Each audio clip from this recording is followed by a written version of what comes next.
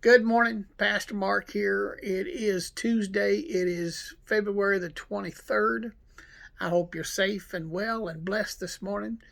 It's been kind of nice to have some a little warmer temperatures. Some of this snow is melting out finally, and I'm kind of liking it. I'm going to read to you this morning from First Chronicles. This is chapter 25. And there are, in this particular passage, a lot of names, Old Testament names that are hard to pronounce, and I don't know if I have them all right, but we're going to try to get through this, and then I'll have a little devotion afterwards. David, together with the commanders of the army, set apart some of the sons of Asaph, Heman, and Jeduthun for the ministry of prophesying, accompanied by harps, lyres, and cymbals. Here is the list of men who performed this service. From the sons of Asaph, Zakur, Joseph, Nethaniah, and Azarellah. The sons of Asaph were under the supervision of Asaph, who prophesied under the king's supervision.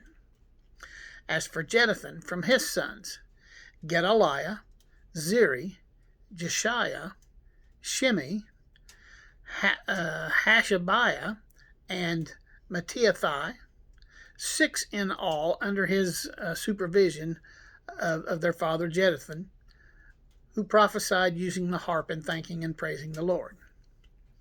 As for Heman, from his sons, Bechiah, Mattaniah, Uziel, Shubael, and Jeremoth, Hanani,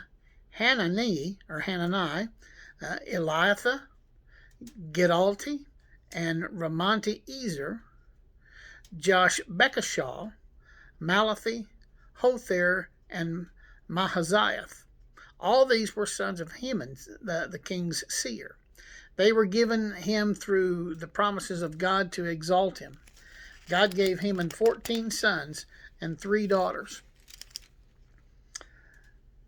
All these men were under the supervision of their fathers for the music of the temple of the Lord, with cymbals, lyres, and harps for the ministry at the house of God. Asaph, Jeduthun, and Heman were under the supervision of the king, along with their relatives, all of them trained and skilled in music for the Lord. They numbered 288. Young and old alike, teachers as well as students cast lots for their duties. This is the word of the Lord. Thanks be to God. Here's a question for you. Do you enjoy going to church? Do you enjoy going to church? Now, I know that a lot of you right now are watching it online. Only a few are gathering for actual in-person worship. And please don't take that the wrong way. I totally understand with the COVID-19 thing happening, not everybody being vaccinated yet. I understand not wanting to be in a group of people. I get that. But even at home, do you really enjoy worship to the point where you don't get distracted because the coffee pot's on, or you got eggs or bacon in the frying pan and whatever? You're just doing something else. When you sit down to worship, do you stay with it and not let your mind wander? Do you enjoy worship that much? I can't believe I'm going to say this, but I'm going to say it. Going to church can be boring. And this is especially true if your primary concern is what you get out of the service. You see, for David, God was the primary concern. And David gave careful attention to planning the worship service that would be conducted at the yet-to-be-built temple.